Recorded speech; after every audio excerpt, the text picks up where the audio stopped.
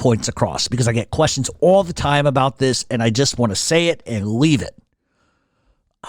This, for some reason, 2020, 2021 is 100% year of the fucking rat. From Morello to Luisi to Ruggiano to Gravano to Natali, the list just goes on and on and on and on. The one thing they all have in common specifically is that they insert themselves into crimes that they had nothing to fucking do with, crimes they never fucking committed, and they attempt to make themselves look like Sammy the Bull Gravano. Fuck him anyway. They all want you to believe that they were made guys, wealthy guys, and violent guys. In some aspects, some were violent. But let's be real. None of them killed multiple people. In Gene's case, Morello, he claims all these murders but never killed anybody. Murder conspiracies? Sure, but there's a difference to that. The one thing that these scumbags all fucking do is they inflate their backgrounds. Gene, for instance, could never be made. We told you why. He lays claim saying that he introduced Peter Tuccio to the life, which is not true because John Panisi, the other mob rat, says the same things. How could two guys introduce the same one guy to their life? He didn't. He wants to be relevant, so he's going to insert himself in that case. The problem for me is people glorify these guys, and I want to make a bunch of points very, very clear. Number one, you ever notice they never say they just get tired of the life? They wanted a better life. So, I did what I had to do. They always have these epiphanies after they get arrested. They say they changed, they didn't change, somebody made me do it. They get caught, they get arrested, they're soft, and so they tell on everybody. They blame everybody else for all the crimes they committed. They blame everybody else for becoming rats. There is zero accountability from any of these fucking pieces of shit. They warp and they change their stories to make themselves look not culpable for a fucking thing. They inflate, they lie, and if you listen long enough to their bullshit, their story and their narrative changes nonstop from week to week. If you don't believe me, listen for yourself. The one thing that I grow tired of, and with all due respect, I don't care what stories they want to tell, but the mere fact that they just lie and inflate and they try to make you believe that they were mafioso and gangsters is absolutely absurd. There is no reason to tell. There's no reason to rat. They always find Jesus when it's appropriate. These aren't men. These are dogs. I've said it a million times. If you get involved, you know what the end result is. You go to jail or you get fucking killed. Meanwhile, all of these pukes can't wait to tell quick enough. Not because they're tough, and not because they want to change, and not because they want to get kids off the streets, because they don't give a fuck about anybody. All they want to do is revel in their nonsense and their lies and glorify shit they never did. But because they don't want to go to jail, let me spread some fucking knowledge. If you get into that life from day one, you're doing what you're told. You'll rob, extort, pillage, and plunder for the boss of your family. You make that choice. Nobody holds a goddamn gun to your head and says, go rob the candy store, Gene, and lick the Tootsie Roll Pop twice. Nobody says that. The idea that somehow you didn't know that before you got in line to play gangster makes me laugh. You might have to commit murder. You might have to extort. You might even have to be violent. You have to earn. None of these guys had any capability of earning. None of these pricks, with the exception of maybe Sammy Gravano, could earn to save their fucking lives. Collectively, none of these guys made shit in the streets. They could tell you big numbers, but in reality, they don't have it.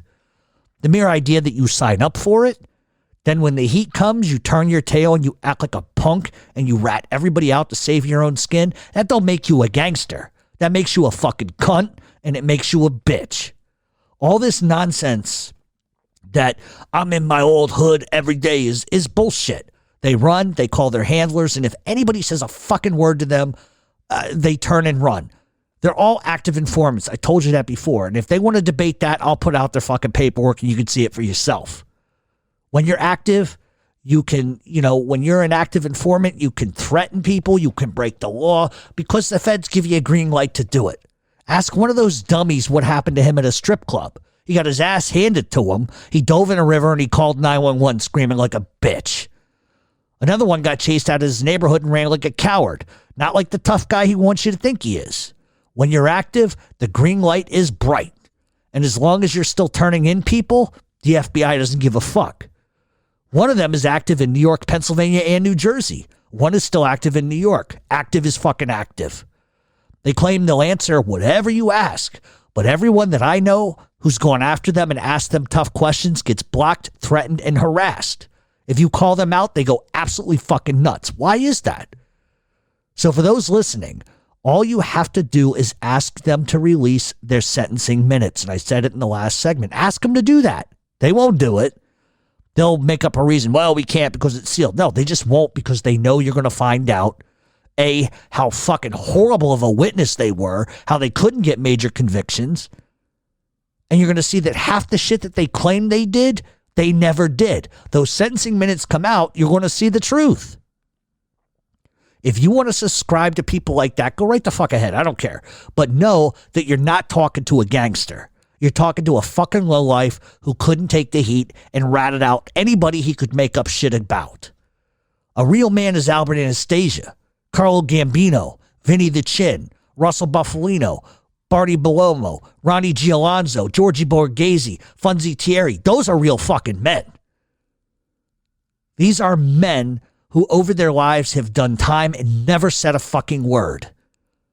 If you want to honor somebody, look up to somebody, look up to the real deal, not half-assed, never would-be's or will-be's. You cannot compare any of those pukes to real honor or real men. To be treated with honor, you have to display honor. And none of these jerk-offs know what honor is. They talk about loyalty, but two of them attempted to kill women. You tell me how many fucking gangsters would tolerate any murder of a woman, any beating of a woman, or any alleged mobster who breaks into houses. What did Paul Castellano do when he found out his son-in-law was beating on his daughter Connie? He had him fucking killed. They beat women. They abuse women. That's not gangster. That's bitch.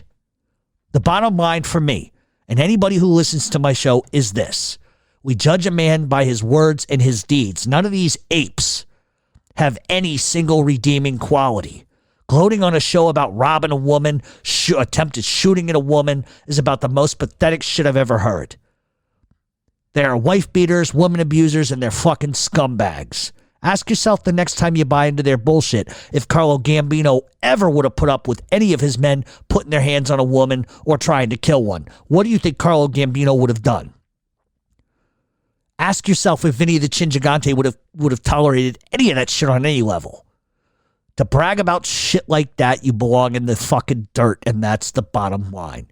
You want to put them on a pedestal, then I invite you to hang out with me for a week.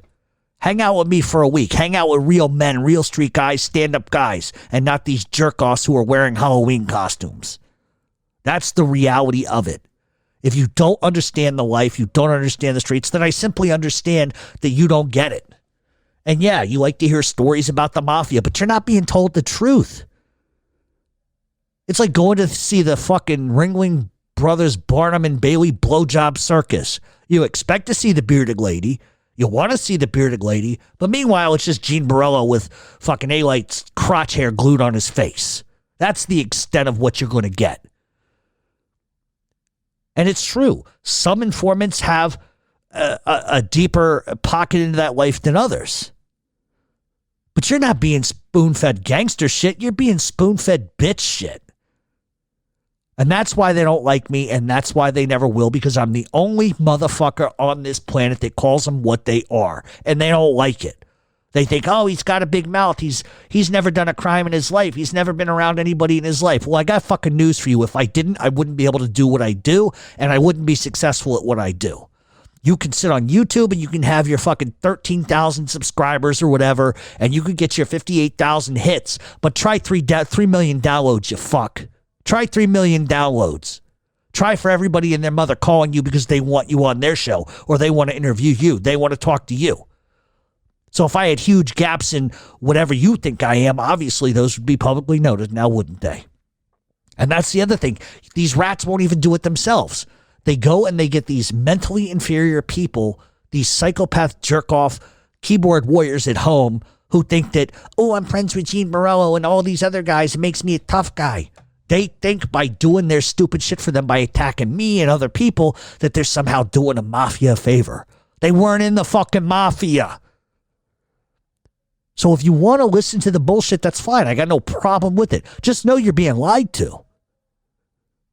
How many times in your life did you hang out with somebody, you know, what is it, the fucking telephone game? You say one thing to one guy, by the time he gets to the other by the end of the fucking room, it's a totally different story. That's them. That is what they are. That is their functionality. They have no redeeming qualities. None. And just to say this, because I know other people are going to flip this around on me, well, these people commit crimes and they do things, and what else are they supposed to do? You man the fuck up. You man the fuck up. You take your medicine like a man, or do the world a favor, put a gun in your mouth and blow the brains out the back of your fucking head. Because that's the reality of it. It's all fine and dandy when you're robbing and breaking into fucking houses and getting a big score. Yahoo, you motherfucker, and you want to fire your gun off. You're all excited because you robbed somebody, whatever. It's all fun and games then, but the minute they find out you're a piece of shit, rat, nothing fuck, and they decide, we don't need this guy no more, you get scared and run. You were a man, get a gun, defend yourself. And I know that's easier said than done. But if you listen to what Gene says, because I'm going to use this as my reference to end this shit, but if you listen to what he says, oh, they're nothing, they wouldn't do anything anyway, then why'd you need to rat? If the mob was not, if Ronnie G. Alonzo and any of these other guys weren't going to ever hurt you and you were not afraid of them because all they are is hot air, why'd you rat? And I'll double down, why'd you run? If they were nothing. It is so easy to sit there at a table, not have a job, not pay any fucking money towards your fucking restitution or the government penalties that you're supposed to be paying. It's easy to take money talking about nonsense that never happened and insert yourself on any crime. Hey, Gene, are you the one that fucking whacked Frank Costello? Were you with Vinny the Chin when he tried to kill Costello? Because I know your friend will say he probably was, because he inserts himself in every infamous crime that's ever happened. And that's the fucking point. You want to sit there and tell stories and lie, which are easy to fucking find out you're lying. And then you get mad at me because I call you a fucking liar. But because you have other people who write blogs and whatever the fuck else that'll kiss your ass like you're something, they'll write whatever you want to write because it empowers them because they're weak. They're weak people. I'm not fucking weak. I say how it is. I will continue to fucking say how it is. And if you don't like it, you can go fuck yourself. Because I really don't give a fuck what you like or what you don't like. And it's not just him. It's all of them. It's all of them. And I'm not just trying to pick on Gene because I know he has a problem with big educated words. And I know he has a problem getting picked on because from what I understand, he got the shit beat out of him an awful lot as a kid. Other kids used to beat his ass all up and down the street. So maybe that's where he gets his little complex from. You talked about me. I'm going to shoot a gun at you. Punks do that. Punks fight. Real people fight in the streets. Punks go and get a gun. Like I told you earlier. A little shithead on the corner that mouths off at everybody. And then finally when the Reaper comes to fucking collect, they get a weapon. Because they're not tough. They're cunts and they're bitches. And listen. With some of them, and then final, I'm just going to say this. With some of them, yeah, Sammy Gravano's a tough guy. Sammy Gravano was an absolute tough guy. Wasn't afraid to kill people, wasn't afraid to do what he had to do.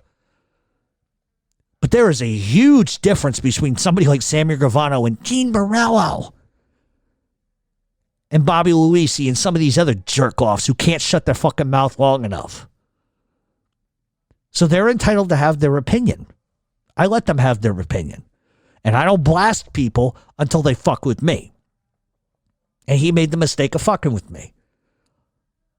And that's the bottom line. If you want to listen to it because it's entertaining, I get it. Listen, I still listen to the Patrick Bet David fucking Ralph Natali interview because I can't. Ralph Natali cracks me up because he's such a fucking liar and a lunatic. You cannot listen to that and not get some sort of laughter out of it.